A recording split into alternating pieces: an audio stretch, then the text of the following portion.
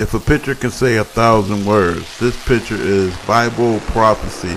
This picture is Bible prophecy and this is Revelation 16:14. For they are the spirits of the demons. The spirits of the demons is in both these men, performing signs, who go out to the kings of the earth, the presidents, to bring them together for battle. These two are coming together for battle. How do we know? Daniel 11:40. Daniel 11:40. At the time of the end time, the king of the South, which is Obama, South African heritage, South Pacific, will attack him. Who? Vladimir Putin. The king of the North, that's him, Putin, will storm against him with chariots and horsemen and large armada of ships. So storm against him. You're not going to be able to deal with Russia. We're not, as big as bad as you think you are, you can't beat scripture. You can't beat prophecy. He will storm against you. How's the storm come in? Rough and raw. And he coming in very quickly. And he's going to flood. Flood.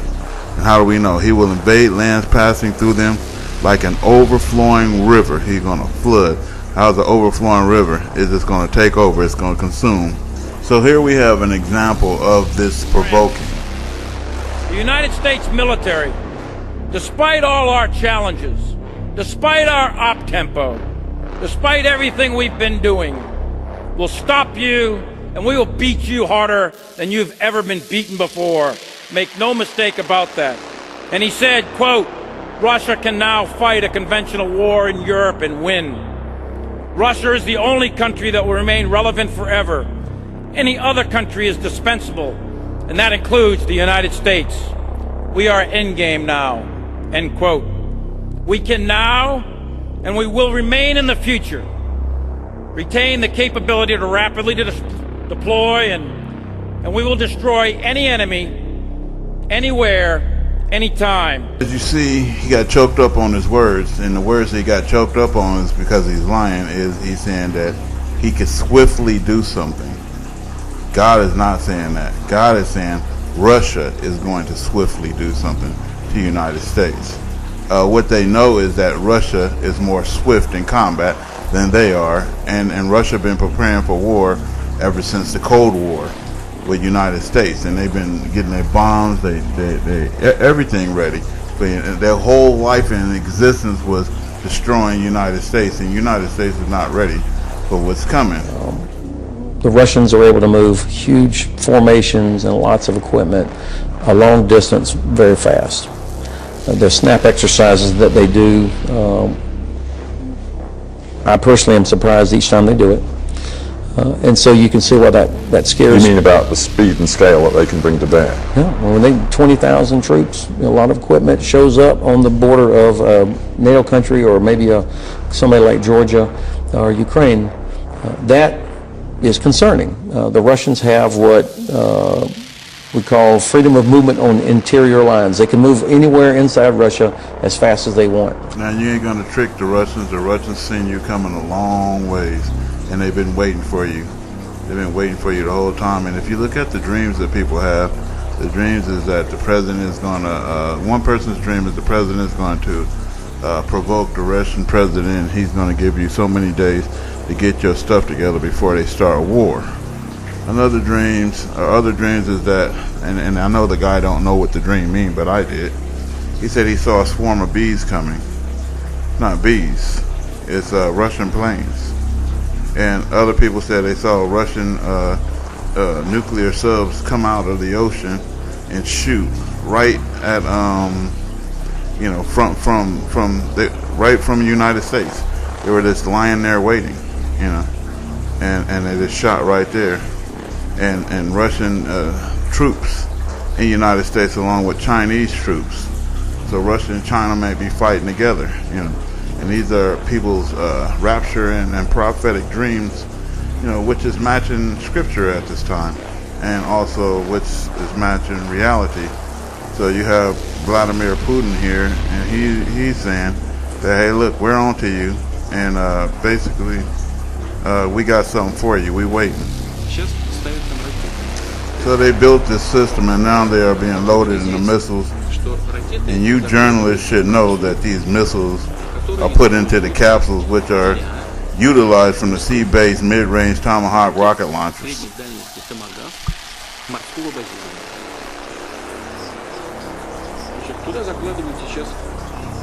These are being loaded with anti-missiles that can penetrate distances up to 500 kilometers. So we know that technology in advance. They know. We even know in which year the Americans will accomplish a new missile, which will be able to penetrate distances up to 1,000 kilometers. And from that moment on, they will be able to directly threaten Russia nuclear. We know year by year what's going to happen, and they know we know. See, they know we know. And what does that mean? They know we know. You ain't got nothing on this man. You have nothing on him. He got you all the way. Is it not logical to look at this and say the reason that the Russian army is on NATO, the Russian army is at NATO's doorstep is because NATO has expanded rather than the Russians expanding? That, in other words, NATO has moved closer to Russia rather than Russia moving closer to NATO? Is that not an accurate way to look at this? So do you not understand how, or can you not even see how the Russians would perceive it as a threat, and the fact that it keeps getting closer to their border? NATO is a defensive alliance. It remains a defensive alliance. Fair enough, but it has moved east, correct? I mean, that's just a fact. It has expanded, absolutely. Right, exactly. But there's no reason for anybody to think the expansion is a hostile or threatening move. And we've been saying that throughout the last 15 years, man. It's like you're moving closer to Russia. You're blaming the Russians for being close to NATO. No. We must act, and we can act, and we will act, in my view, in a bipartisan fashion. And none of us know the position of the president-elect. So what are they saying? They're going to act on war. And what is that? Any day now? Is that any day now? And then what are they saying about President-elect Donald Trump? We don't know his position. What do you mean you don't know his position? He's supposed to be president in a couple of days. What do you mean you don't know his position? We don't know his position, nor do we care. All we know is Congress. We know what we're doing. We're going to war. And listen to what he said precisely. We can and we will strike. We can and we will strike. When? Before Donald Trump's inauguration? Shortly afterwards? I don't know. I have no faith that Donald Trump is going to be president if he does. Not for long. Yeah. Let's get a little bit back into the scriptures again.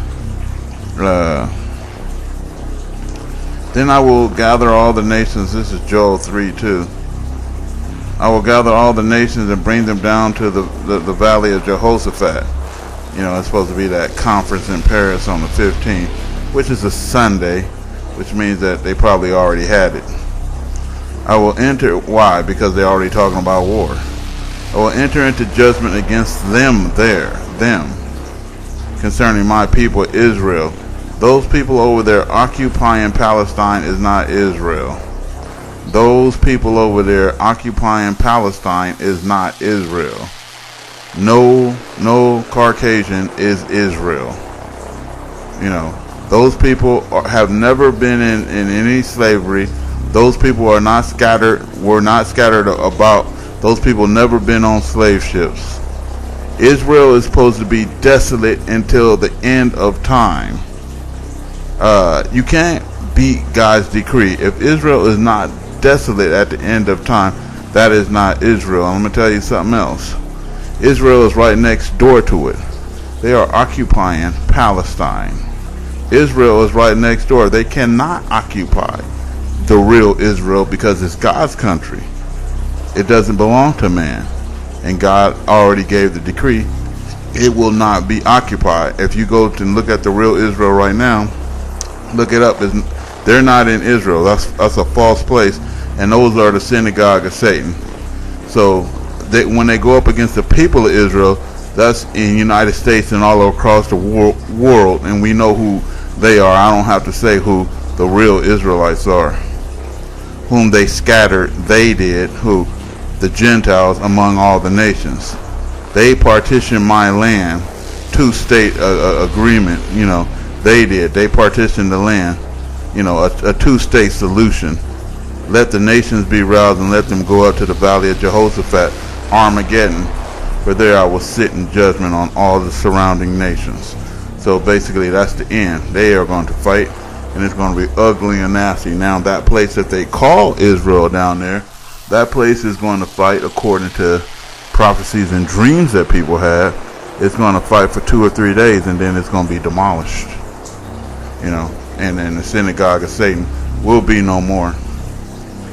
Ezekiel 38:9, they shall ascend and come like a swarm on them. Thou shalt be like a cloud to cover the land, thou and all thy bands, and many people with thee. All the nations are going to go to tear up Israel, the false Israel. And let me be clear, stop believing in a lie. Stop believing in a lie about Israel. That's over there, the Israelis, the Jewish, they were Jews. No, that's all false. Israel will be no more. Israel was trampled under feet by the Gentiles until the end of time. They don't seem to be trampled under feet because they are the Gentiles trampling under feet. And you got to understand that, and the false prophets and the beast and all that is going to enter the lake of fire along with the liars and the whores and everybody else. So think about it. You're with the liars. Godly men and godly people walk with godly people. You're with the liars. You're saying I agree with the lie that those are the real Jews. Those aren't the real Jews, and you know it. God hates the prideful. He hates the prideful. So don't be prideful. Don't be false to yourself. And here they're making a dragon right here. See, a dragon. To let you know who they are. These are the locusts, and that's what they are. The locusts, the ones who go to everyone's land and occupy it. When they're from the Caucasus Mountains.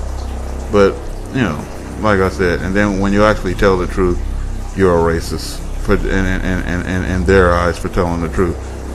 Even though we know what the truth is, we just don't say it. No, you just don't say it. I'm going to tell the truth, And like I said, in any day now, we at war. You got the 20th coming up, and that's the inauguration day or something around there, and it's done. And all we waiting is for that big earthquake. We're waiting for the stars, waiting for the mountains to fall. We're waiting for this war to jump off, and everything else that God promised. And it's not the time to be caught up in some pipe dreams and some lies and stuff and false deception and pride. It's the time to actually get yourself 100% together, with your Lord before you burn up and go to hell with the rest of the liars. Wrap the news, people. Wrap the news.